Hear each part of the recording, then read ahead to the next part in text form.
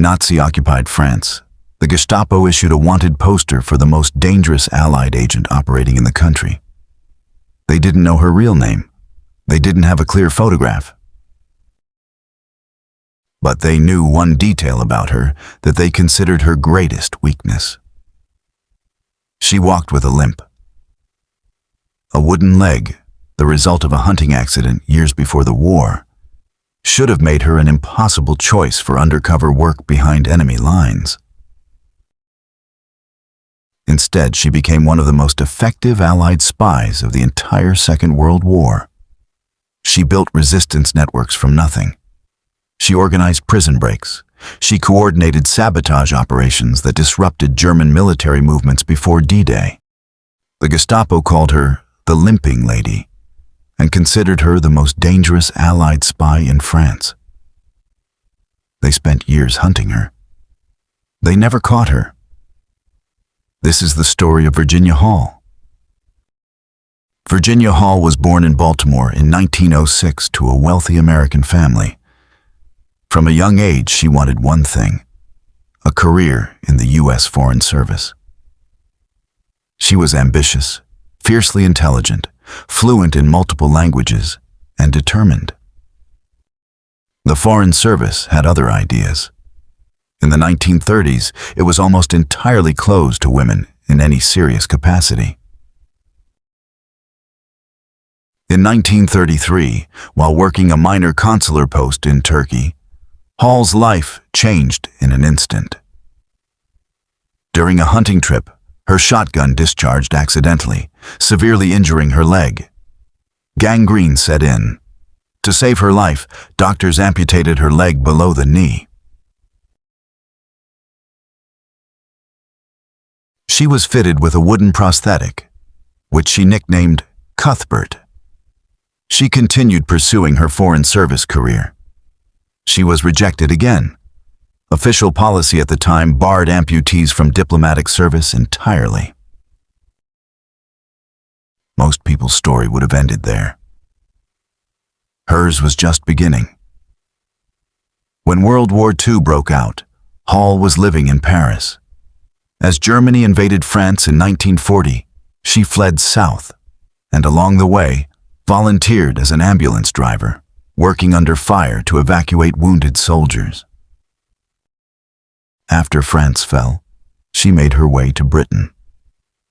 There, she found an organization willing to look past everything that had closed doors to her before. The Special Operations Executive, Britain's secret organization tasked with sabotage and resistance operations across occupied Europe. They didn't care that she was a woman. They didn't care that she had a wooden leg. They cared that she was fluent in French, fearless, and willing to go where almost no one else would. In Nazi-occupied France, the Gestapo issued a wanted poster for the most dangerous Allied agent operating in the country. They didn't know her real name. They didn't have a clear photograph. Working out of Lyon, Hall recruited and organized resistance cells, coordinated supply drops, arranged safe houses for downed Allied airmen, and relayed critical intelligence back to London. She did this while constantly evading surveillance, moving between identities, changing her appearance, adjusting her gait to disguise her limp whenever possible. Her work was extraordinarily effective. Within months, Hall had built one of the most productive resistance networks in France. She helped coordinate prison escapes for captured agents. She organized supply lines for weapons and equipment. She became, in the eyes of the French resistance she worked alongside, simply Marie, a name that inspired trust and loyalty. But her success came at a cost. German intelligence began hearing about an effective, elusive agent operating around Lyon. A woman. They started looking for her specifically. Klaus Barbie, the infamous Gestapo officer, who would later become known as the Butcher of Lyon, reportedly said he would give anything to capture the woman with a limp. Wanted posters began appearing. She was now the most hunted Allied agent in France, By November 1942, the situation had become untenable. Germany occupied the previously unoccupied southern zone of France. Hall's network was increasingly compromised. Agents around her were being arrested. She needed to leave France immediately, or be captured. The only viable escape route was over the Pyrenees mountains into neutral Spain. In winter, on foot, with a wooden leg. The journey was brutal even for experienced, able-bodied mountaineers. Steep, icy terrain, freezing temperatures, the constant risk of German or Spanish border patrols.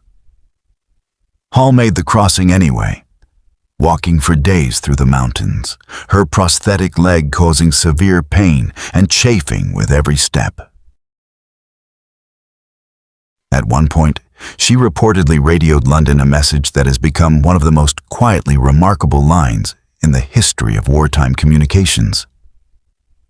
She informed them that Cuthbert, her nickname for her wooden leg, was giving her trouble. London, unaware Cuthbert was her leg, radioed back asking if Cuthbert needed extraction. She replied that if Cuthbert gave her any more trouble, she would put him out of action herself. She completed the crossing. But upon reaching Spain, she was arrested, not by the Germans, but by Spanish authorities, for entering the country without proper documentation. She spent several weeks in a Spanish prison before being released through diplomatic channels. She had survived the mountains. She had survived imprisonment. And almost immediately, she began planning her return to occupied territory. By 1944, with D-Day approaching, Allied intelligence needed exactly the kind of operative Virginia Hall had proven herself to be.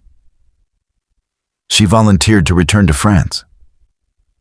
This time, working with the American Office of Strategic Services, the OSS, precursor to the CIA, Hall went back in disguised even more carefully than before.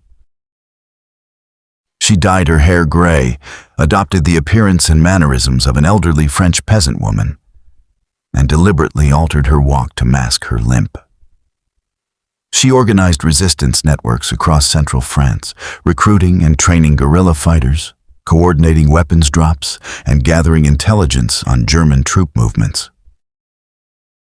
In the months surrounding D-Day, Hall's network engaged in active sabotage operations, derailing trains, cutting communication lines, and disrupting German reinforcements attempting to reach the Normandy beaches. She helped organize and arm thousands of resistance fighters. She personally helped coordinate attacks that destroyed bridges, blew up rail lines, and ambushed German convoys. The Gestapo was still hunting the limping lady.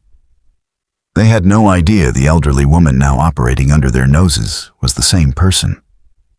Her disguise and her sheer audacity kept her alive and operational through some of the most dangerous months of the entire war.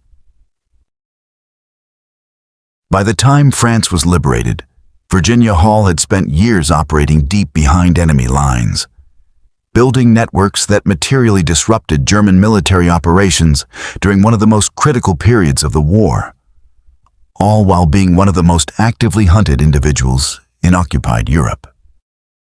After the war, Virginia Hall received the Distinguished Service Cross, the United States military's second highest decoration for valor. She remains, to this day, the only civilian woman in World War II to receive that honor. She was offered a public ceremony. She declined. She wanted to continue working, quietly, without public attention.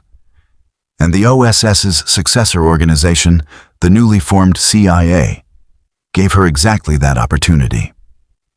Virginia Hall worked for the CIA for years afterward, continuing intelligence work largely out of public view. She rarely spoke about her wartime achievements. She didn't write a memoir boasting of her exploits. She didn't seek recognition. For decades, her story remained relatively obscure, overshadowed in part by the more publicized accounts of male intelligence officers and resistance leaders. It's only in recent years, through books, documentaries, and renewed historical interest, that Virginia Hall's full story has begun reaching wider audiences. A woman the Foreign Service rejected for being a woman. A woman the diplomatic service rejected for having a disability. Became one of the most effective Allied intelligence operatives of the entire Second World War. Hunted relentlessly by the Gestapo, and never once captured by the enemy she spent years defying. The Gestapo built an entire profile around one detail they thought made her vulnerable: a limp. They were searching for a weakness. What they actually found, though they never caught her, was one of the most determined, resourceful, and effective operatives of the entire war. Virginia Hall died in 1982, having lived a quiet, largely private life after decades of service most of the world never knew about. She crossed mountains on a wooden leg rather than be captured. She returned to occupied territory rather than stay safe. And every single time the Gestapo thought they were closing in on the limping lady, she simply became someone else. If this story moved you, share it. Subscribe for more untold history every week. And let me know in the comments, what part of Virginia Hall's story surprised you most? I'll see you in the next one.